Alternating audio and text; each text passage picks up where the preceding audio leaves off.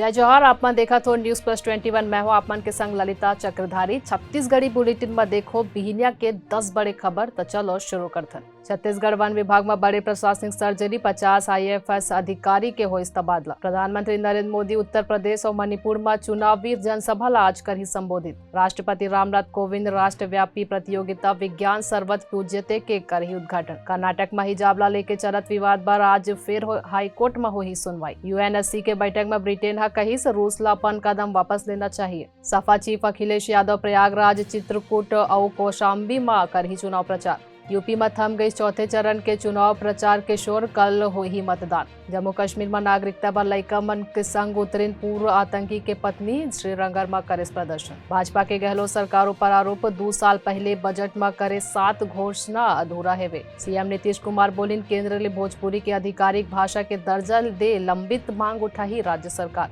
ऐसा ही तमाम जानकारी ले लगातार अपडेट रहे बर हमारे चैनल ला लाइक और सब्सक्राइब करना जन भूलू। नोटिफिकेशन पर बेल आइकन ला घलो दबाओ। देखत रहो न्यूज प्लस 21 आप मन के हक की बात।